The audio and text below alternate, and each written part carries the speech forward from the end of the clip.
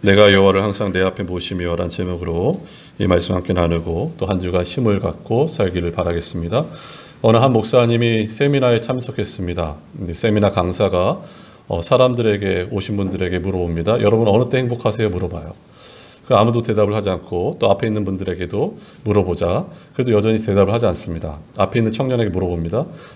남자 청년에게 언제 행복하십니까? 물어보니 이 청년이 글쎄요 이렇게 말을 흐려요. 그래도 다시 한번 생각해서 말씀해 보세요. 그랬더니 이 청년이 자기가 행복할 때는 이 일이 잘 풀릴 때 행복합니다. 이렇게 말하고 있어요. 그 옆에 있는 여자 청년에게 물어봅니다. 여자 청년분은 언제 행복하십니까? 물어보니 저는 먹을 것이 맛있을 때 행복합니다. 또 중년의 여성에게 끝으로 물어봅니다. 언제 행복하십니까? 산에서 트레킹할 때, 산책할 때 저는 행복합니다. 오늘날 사람들 참 많이 바쁩니다. 현대인들이 바쁘고 무한 경쟁 가운데 살고 있습니다. 그래서 행복에 대해서 정의를 내리거나 또 내가 행복한지 생각조차도 하지 못하고 살고 있습니다. 우리가 행복을 어떻게 정의할까? 그래서 이 강사분이 이 목사님한테 질문했답니다. 언제 행복하십니까? 저는 절대적인 가치와 보람을 느낄 때 행복하다 이렇게 말했어요. 여러분 행복은 언제 행복할까요? 앞서 그 질문 가운데 이 남자 청년이 저는 일이 잘 풀려서 행복하다 말하지만 여기 오랜 세월을 살아보신 분들이 경험한 것처럼 이 일이 잘 풀릴 때보다 풀리지 않을 때가 더 많죠. 그렇다면 이 청년은 불행할 것입니다. 일이 풀리지 않을 때요. 또 여자 청년은 먹을 것이 맛있을 때 행복하다 말했지만 경제적인 빈곤이 와서 먹을 것을 제대로 사지 못하거나 또한 큰 병이 얻게 되면은 그 입맛이 없어서 먹을 것이 맛이 없습니다. 이 여자 청년도 불행하게 되겠죠. 또한 중년 여성은 저는 산에서 트레킹할 때 행복합니다 하지만 뿐만 아니라 또한 전염병으로 고생하는 이때 그리고 더 나아가서 사람은 육체가 언젠간 쇠잔하는데 그 쇠잔에서 운동하지 못할 때는 이 여인도 여전히 불행할 겁니다. 여러분 행복은 절대적인 가치와 보람을 느낄 때만 행복할 수 있습니다. 가변적이고 상대적인 세상으로부터의 그 행복이 아니라 정말 진정한 행복은 절대불변의 진리신 하나님 안에서 그분과의 올바른 관계 안에서만 우리가 행복을 누릴 수 있음을 알 수 있는 것입니다. 오늘 시편 16편은 다윗의 시입니다. 이 다윗이 참으로 어렵고 역경과 고난 가운데 쓰여진 시고 그럼에도 불구하고 그가 하나님을 의지하고 송축함을 보게 됩니다. 어디서 이런 힘이 나왔을까? 그것은 이 다윗이 하나님과의 바른 관계 가운데 그가 진정한 복을 알았고 또 하나님을 신뢰하며 나가는 다윗의 모습을 우리가 오늘 함께 살펴보면서 2021년도 1월 마지막 주일입니다. 다시 올 한 해 새 힘을 갖기 바라면서 이 말씀 나누고자 합니다. 첫 번째 살펴볼 것은 다윗의 믿음입니다. 우리가 1절 말씀 보실까요? 1절은 이렇게 시작합니다. 하나님이여 나를 지켜주소서 내가 주께 피하나이다 이렇게 나 있어요. 하나님이여 나를 지켜주소서 내가 주께 피하나이다. 지금 다윗이 어떤 형편인지는 알지 못하지만 분명한 사실은 그가 어려움과 고난과 역경 가운데 있음을 알 수 있습니다. 이 다윗이 말합니다. 하나님 나를 지켜주소서 내가 주께 피하나이다.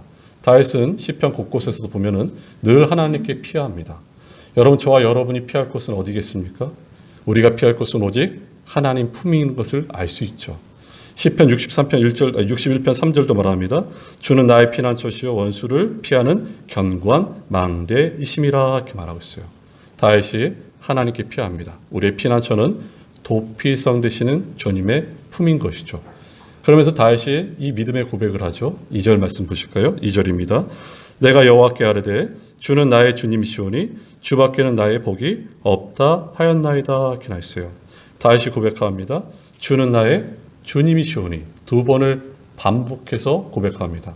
주라는 뜻은 아도나이 나의 주인이십니다. 주라는 뜻은 당신이 나를 지배하소서 이것을 말하고 있죠. 우리가 주님은 나의 주님이시니 말하면서도 여전히 내 의지와 내 뜻을 관철하고자 하나님을 동원하는 것은 주님을 주님으로 여기지 않는 것입니다. 주님을 주님으로 진정으로 여기는 것은 어떤 것일까요? 그 하나님의 뜻에 순종하는 것이겠죠. 비록 지금 하나님 뜻이 내게 시련을 허락하셨다면 내가 그 시련을 기꺼이 감당하겠나이다. 그 이유는 하나님은 나보다 나를 더 잘 아시고 하나님은 나보다 나를 더 사랑하시기 때문에 내가 그 시련을 기쁨으로 감당하겠습니다. 이것이 다윗의 고백입니다. 그럴 뿐만 아니라 다윗은 다음같이 말하죠. 2절에서도 주님만이 나의 복이다 이렇게 말하고 있어요. 이 말을 쉽게 표현하면은 주님을 떠나서는 저는 행복할 수가 없습니다. 이 의미죠. 우리가 생각할 때 여러분 복은 어떤 의미로 찾아옵니까? 우리가 생각하는 복은 어떤 돈이 많거나 장수, 건강, 또 사업이 잘 되고 또 집, 그 차를 갖고 이런 것을 우리가 복이라 말하죠. 근데 이것이 불필요하거나 가치가 없다 말하지 않습니다. 그럼 이 의미는 어떤 것일까요? 다윗이 이렇게 고백한 것은 내가 이 모든 것을 가질지라도 현대말로 하면 내가 좋은 집에 살고 차를 가지고 정말 남부럽지 않게 모든 것을 누릴지라도 하나님이 함께 하시지 않으면 저는 행복하지 않습니다. 이것이에요. 지난 주일날 말씀으로 연결하자면 이것이죠. 하나님이 함께 하셔서 가나안 땅에 가지 않는다면 그 가나안 땅이 무슨 소용이 있겠습니까? 하나님이 함께하지 않는 성공이 무슨 소용이 있겠으며 하나님께 함께하지 않는 그 복이, 그 건강이, 그 명예가 내게 무슨 소용이 있겠습니까? 이 고백을 하고 있는 것이죠. 철저히 주님만이 나의 복이십니다. 주님을 떠나서 내 행복이 없습니다. 말하고 있어요. 그러면서 다윗이 3절에서 이렇게 또 믿음으로 고백합니다. 3절 말씀 보실까요?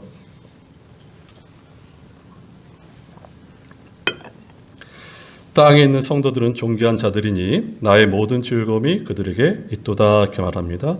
여기 눈여겨볼 것은 다윗은 세상에 있는 성도들을 이렇게 바라봅니다. 그들은 존귀한 자다 이렇게 말하고 있어요. 존귀한 자란 뜻은 당시 원어로 보면은 그들은 영광과 위엄이 있는 자입니다. 이것을 말하고 있는 것이죠. 그리고 그들을 그렇게 여길 뿐만 아니라 그들과 함께 즐거움을 누림을 보게 됩니다. 다윗의 눈에 볼 때 성도님들은 어떻게 보게 되었습니까? 바로 존귀한 자로 여겼어요. 영광 있고 위엄 있는 자들로 여긴 것이 다윗이었습니다. 다윗이 이렇게 여길 뿐만 아니라 하나님께서 그 성도들을 어떻게 여기시는지 출애굽기 19장 5절 말씀은 다음과 같이 말하죠. 세계가 다 내게 속하였나니 너희가 내 말을 잘 듣고 내 언약을 지키면 너희는 모든 민족 중에서 내 소유가 되겠고 이렇게 했어요. 여기 말씀에 15절 말씀에 내 소유가 되겠다 이렇게 말하죠. 이 소유라는 의미도 하나님께서 어떻게 여기시는가? 당시 원어로 보면은 그들을 내가 보배롭고 존귀하게 여긴다 말하고 있는 것입니다. 즉 하나님 백성, 지금 우리도 하나님 백성이죠. 하나님 백성을 살리기 위해서 그 아들을 죽음에 내어놓으시고 우리를 살리셨습니다. 그만큼 핏값으로 사신 자들을 존귀하게 여긴다 말합니다. 다윗도 그 백성들, 성도님들을 존귀하게 여기고 하나님도 주의 자녀들을 존귀하게 여긴다 말하고 있는 것이죠. 우리가 사도신경에서 신앙 고백처럼 성도가 서로 교통하는 것과 말한 것처럼 이 교통이라는 것은 교제를 의미하고 있습니다. 어떤 교제겠습니까? 마음과 생각을 나누는 교제예요. 바로 성도 간의 교제를 말하고 있죠. 에베소서 4장 16절은 다음과 같이 말합니다. 그에게서 온몸이 각 마디를 통하여 도움을 받음으로 연결되고 결합되어 각 지체의 분량대로 역사하여 그 몸을 자라게 하며 사랑 안에서 스스로 세우느니라 이렇게 말합니다. 이 말씀과 같이 서로에게 영향을 주며 같이 성장하는 것이 바로 우리들입니다.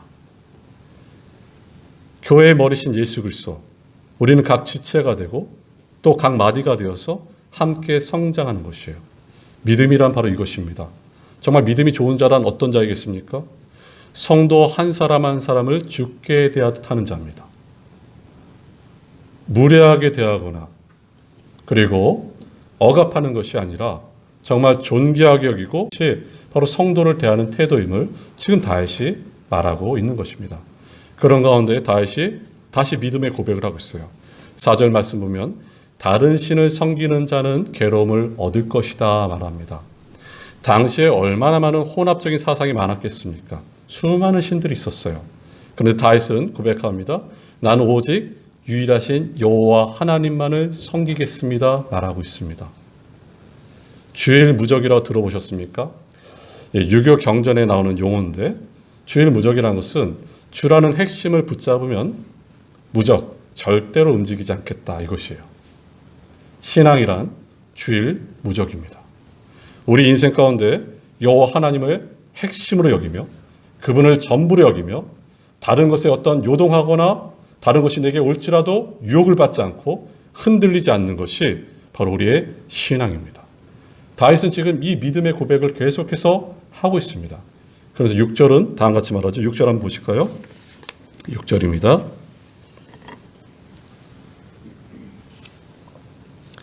내게 줄로 재어진 구역은 아름다운 곳에 있으며 나의 기업이 실로 아름답도다 이렇게 말하고 있어요. 여러분, 하나님은 이 세상에서 우리가 필요한 것을 다 채워주시는 하나님이시고 또 완전한 하나님 나라를 우리에게 주신 분입니다. 우리는 하나님으로 기업을 삼는 자들이 바로 저와 여러분들이죠. 하나님을 소유한 자입니다. 세상에 부족함이 없는 자들이 바로 저희들입니다. 그렇기 때문에 어떤 상황 가운데 절망하지 않는 것이 하나님의 백성들인 것이죠. 다윗은 근데 더 나가서 이렇게 고백합니다. 모든 것을 주관하신 하나님께서 6절의 말씀처럼 내게 줄로 재어진 구역이다 이렇게 말하고 있어요. 내게 줄로 재어진 구역.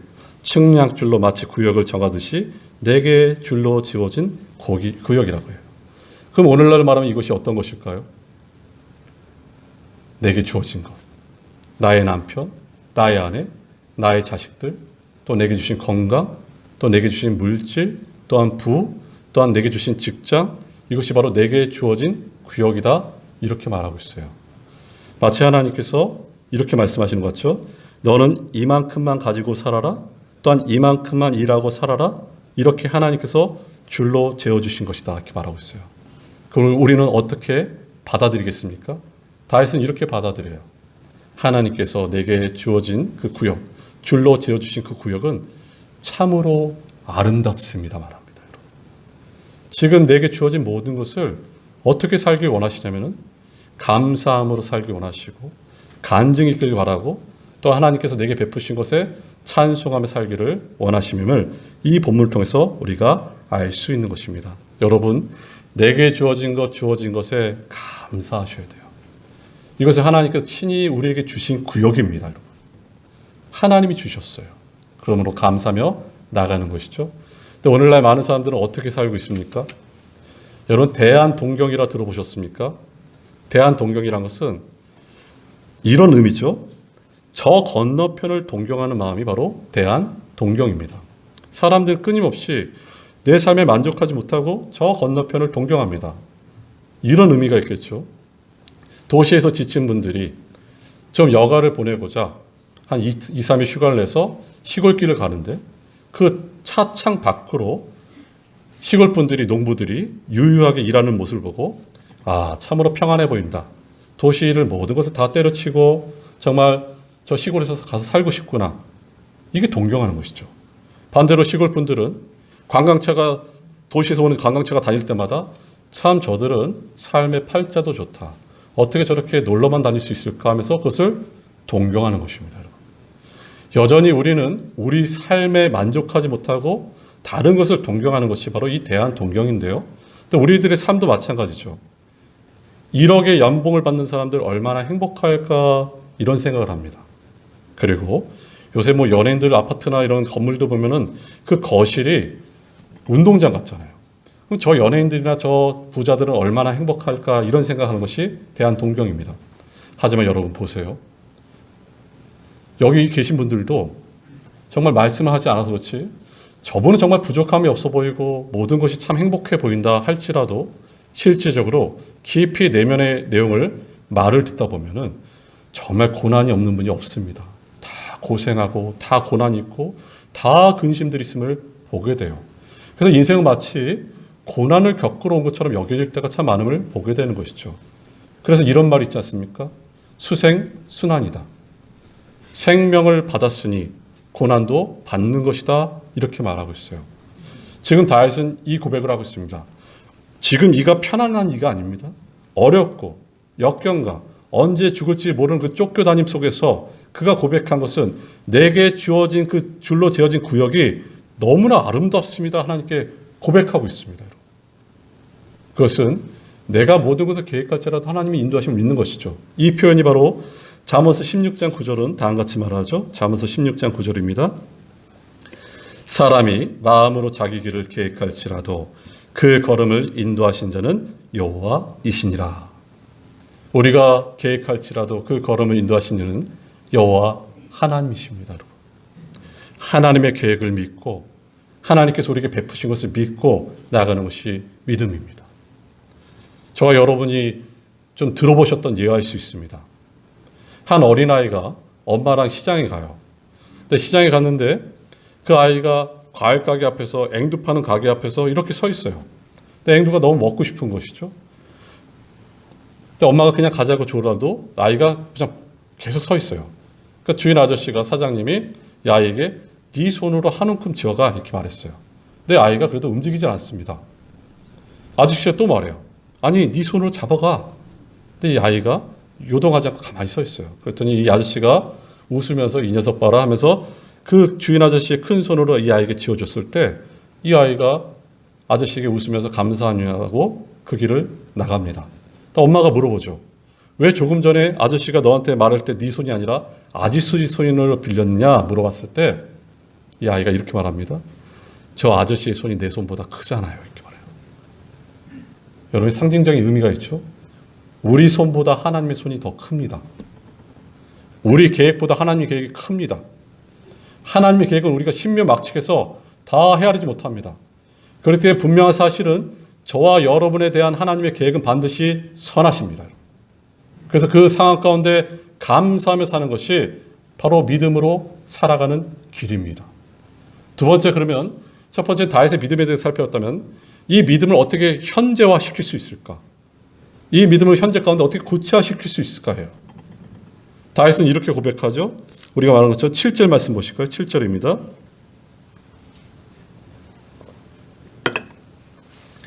나를 훈계하신 여호와를 송축할지라 밤마다 내 양심이 나를 교훈하도다 이렇게 했어요. 여기 보면 나를 훈계하신 여호와를 송축할지어다. 밤마다는 얘기는 밤에도 이것이에요. 그가 얼마나 하나님을 사랑했는지, 그리고 끊임없이 하나님과 동행하고자 하는 마음이 여기 담겨져 있습니다.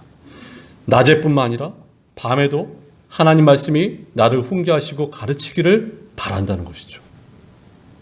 끊임없이 하나님을 사모하는 마음이 구구절절히 담겨져 있습니다. 그러면서 그가 8절에서 이런 고백을 하죠. 8절입니다. 내가 여호와를 항상 내 앞에 모시며 그가 나의 오른쪽에 계심으로 내가 흔들리지 아니하리로다 이렇게 나있습니다. 다윗은 고백합니다. 8절 9절 말씀처럼 내가 여호와를 항상 내 앞에 모시며, 여호와를 항상 내 앞에 모신다는 것은 하나님의 임재를 갈망할 뿐만 아니라 하나님의 도움을 구하는 것이 여호와를 항상 내 앞에 모신다는 것입니다. 그렇다면 여호와를, 하나님을 우리 앞에 어떻게 항상 모실 수 있을까요? 현재를 살아가고 있는 우리가 그 하나님과 어떻게 늘 함께 할 수 있을까? 하나님께서 여러 은혜의 수단을 주셨지만 그 대표적인 수단이 여호와를 항상 내 앞에 모시기 위해서는 말씀을 가까이 하셔야 됩니다, 여러분. 그 말씀대로 살아가셔야 됩니다. 그 말씀을 사모하셔야 되는 것이고 그 말씀을 가감하시면 안 됩니다, 여러분. 가감이란 얘기는 그 말씀을 더하거나 빼지 않는 것이 가감이에요. 그리고 그 말씀을 있는 그대로 받아 믿는 것이 바로 여호와를 항상 내 앞에 모시는 삶입니다. 1940년, 50년에 저 독일에서 한 신학자가 나왔어요. 근데 그 이 신학자는 목사의 아들이었습니다. 근데 이 신학자에게는 늘 고민이 있었습니다. 왜 현대인들이, 정말 이성과 과학적으로 살아가는 저들이 왜 믿음을 좀처럼 가질 수 없을까? 이 고민이 있었습니다. 왜 저들은 과학적인 이성적인 생각을 가지는데 왜 믿음대로 살지 못할까? 근데 그 고민을 그가 깨닫는 내용을 말합니다. 현대인들이 그 이유는 성경의 난제들, 어려운 내용들이 너무나 많기 때문이다. 이것을 생각하게 되고 이 난제들을 하나씩 해결하고자 합니다. 그러면서 동정녀 출생, 예수께서 처녀의 몸에 잉태해서 태어나는 것, 이건 자연적이지 않는다. 성경에서 빼내기 시작하죠. 예수님께서 물 위에서 걷는 장면, 그것도 풍랑 가운데 걷는 장면, 이건 물리적 과학적으로 말이 되지 않는다. 그것도 빼냅니다. 그리고 예수께서 십자가에서 죽으시고 부활하신 장면, 현대인들의 이성으로는 이해가 되지 않는다. 이것은 그래서 역사가 아니다, 신화다 이렇게 말하고, 신화. 그래서 이것을 종교적으로 비신화하라 이렇게 말하고 있습니다. 이 내용을 주창한 사람이 누군가? 바로 누돌프 불트만이라는 자예요. 이 사람의 성경 해석은 다음과 같습니다. 성경을 통해서 하나님 지금 내게 무슨 말씀을 하실까? 이것이 아니라 청중의 입장에서 청중이 그것이 이해가 되면은 그것이 하나님 말씀이고, 이해가 되지 않으면은, 그리고 이성적으로 받아들이지 않으면은 그 말씀은 역사가 아니고 신화다 이렇게 말하고 있어요, 여러분. 이 누돌프 불트만이 이 비신화를 선포한 이후에 교회 예비당의 사람들이 줄기 시작합니다. 믿음이 잃어버리기 시작해요, 여러분. 여러분 한번 생각해 보세요. 하나님 말씀 성경을 믿지 않는데 교회가 무슨 필요가 있겠습니까? 하나님 말씀 성경을 올바로 믿지 않는데 믿음이 자랄 수가 있겠습니까? 이 누돌프 불트만의 이 영향으로 현대교회에 굉장히 나쁜 영향과 악한 영향을 줌을 보게 됩니다, 여러분. 시편 119편 151절에 다윗은 이렇게 고백하잖아요. 주께서 내게 가까이 계시오니 주의 모든 계명은 진리니이다 이렇게 말하고 있어요. 하나님 모든 말씀은 진리입니다. 그 진리를 그대로 받아들이는 것 자체가 복인 것이죠. 진리는 뭐를 말하고 있습니까? 예수께서 처녀의 몸에 잉태하셔서 태어난 그 자체, 진리죠. 예수님께서 내 죄를 위해서 십자가에서 죽으시고 부활하시고 승천하신 다시 오실 예수님, 진리입니다. 근데 여러분, 이 내용이 어느 날 내게 믿어지는 것이죠. 이게 어떻게 믿어졌을까? 사도행전 2장에 보면 사도 베드로가 성령이 충만하여 오순절 성령 강림 후에 그가 설교를 했을 때 3,000명이 회개하기 시작해요. 그들이 이 내용들이 다 믿어지기 시작합니다. 그러면서 그들이 이렇게 외치죠. 어찌할꼬 이렇게 외쳐요. 이들이 이렇게 믿어지는 이유는 베드로가 설교를 잘해서, 목사가 설교를 잘해서 그것이 이해가 되고 믿어졌을까요? 아닙니다. 예수님께서 십자가에서 죽으시고 다시 살아나는 것, 이게 합리적이고 이해가 돼서 믿어졌습니까? 아닙니다. 예수님께서 부활하셨을 뿐만 아니라 승천하시고, 그리고 지금도 우리를 위해서 간구하시고 기도하시고 다시 오실 예수님, 그 재림하실 예수님, 이 내용이 합리적이고 이해가 되어서 저와 여러분이 믿어졌습니까? 그때 그 3,000명이 믿어졌을까요? 아니에요. 그 이 내용이 어떻게 믿어졌습니까, 여러분? 성령께서 성경의 진리를 깨닫게 하시사 우리가 그 하나님 앞에 무릎을 꿇고 그 하나님을 경배하고 그 하나님의 말씀을 받아들이게 된 것이에요. 성령은 말씀과 함께 일하십니다. 우리가 하나님께 가까이 가기 위해서는, 항상 그분을 내 앞에 모시기 위해서는 여러분 말씀을 가까이 하셔야 돼요. 말씀을 묵상하셔야 됩니다. 주의 말씀은 내 발의 등이요 내 길의 빛입니다. 주의 말씀을 소유하는 것이 내 진정한 소유인 것이죠. 그 말씀을 읽으셔야 돼요. 창세기부터 계시록까지 읽어보세요. 마틴 노이드 존스 목사님, 당대 최고의 설교자가 이렇게 말합니다. 성도들이, 아니 하나님의 백성들이 1년에 성경을 일독하지 않는 것은 창피한 일이다 이렇게 말하고 있어요. 여러분, 말씀만 외치지 마시고 말씀을 읽으셔야 됩니다. 그럴 때 하나님의 임재를 가까이 하실 수 있습니다. 또 하나님의 임재를 가까이 할 수 있는 것이 어떤 것일까요? 기도겠죠. 하나님을 항상 내 앞에 모시는 것이 어떤 것이겠습니까? 기도입니다, 여러분. 우리는 기도의 중요성을 누구보다 잘 압니다. 사도 바울이 사도행전 9장에서 그가 예수 믿는 자를 핍박하고자 다메섹까지 가는 도중에 그 도상에서 부활하신 예수님께서 이 사도 바울을 만나시잖아요. 사도 바울이 완전 인생이 바뀝니다. 거듭났죠. 근데 이 사도 바울이 인생이 바뀌고 나서 제일 먼저 한 게 뭘까요, 여러분? 예수님께서 아나니아에게 이렇게 명령하십니다. 주께서 아나니아에게 이렇게 명령하시죠. 네가 저 직가라는 거리에 가서 유다의 집안에 있는 5사람 사울을 찾으라. 그가 지금 기도하는 중이라 이렇게 말하고 있어요. 사도 바울이 거듭나서 제일 먼저 하는 것은 기도였습니다. 은혜를 받은 자로서 제일 먼저 한 것은 기도였어요. 은혜 받으면 하나님께 가까이 나갑니다. 여러분. 은혜 받으면 기도할 수밖에 없습니다. 여러분. 우리 경험하잖아요. 하나님 은혜를 누릴 때 서서도 기도하고 앉아서도 기도하고 걸어가면서도 기도하고 누워서도 기도하고 운전할 때도 기도합니다. 여러분. 은혜를 받았기 때문에. 사도 바울이 은혜 받을 때 제일 먼저 한 것은 기도였습니다. 초대교회 시작도 기도로 시작합니다.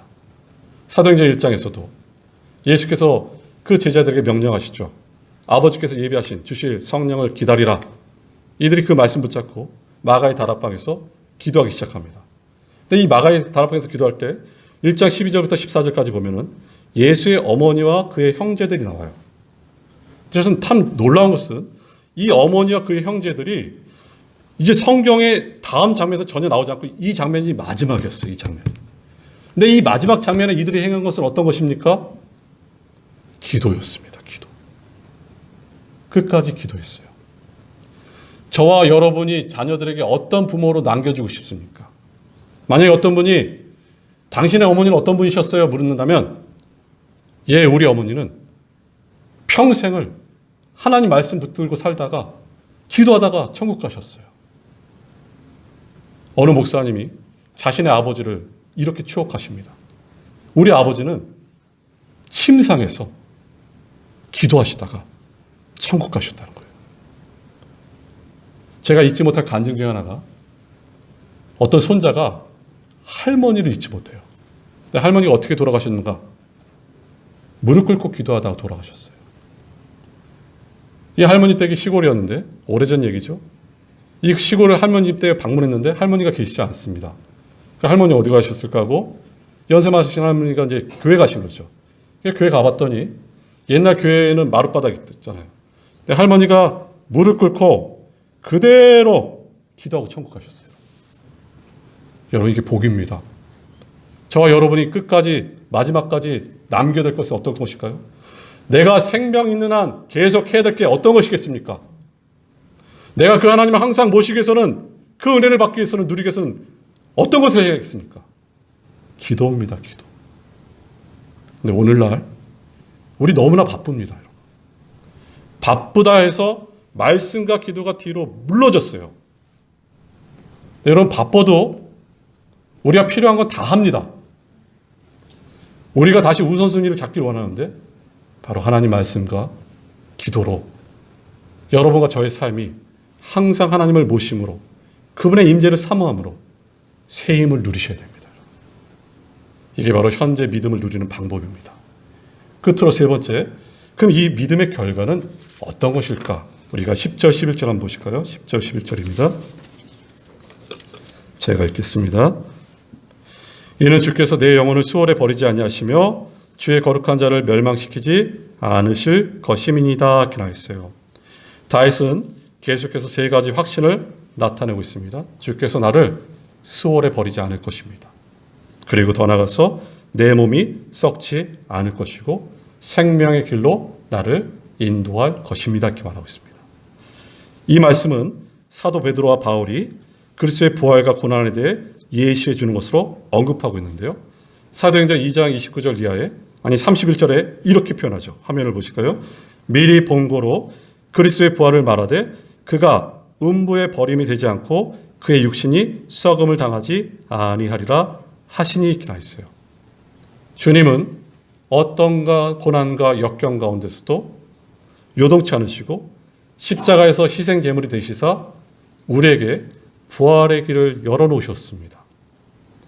예수님을 믿는다는 것은 예수님과 하나 된 자인데 그 연합된 자들에게 바로 부활의 길을 열어놓으셨어요. 우리는 이 부활의 신앙을 가지고 소망을 가지고 살아가는 것입니다. 다윗은 이렇게 고백하는 것이죠. 비록 원수들이 나를 죽일지라도 내 몸이 썩지 않습니다. 이렇게 고백하고 있어요.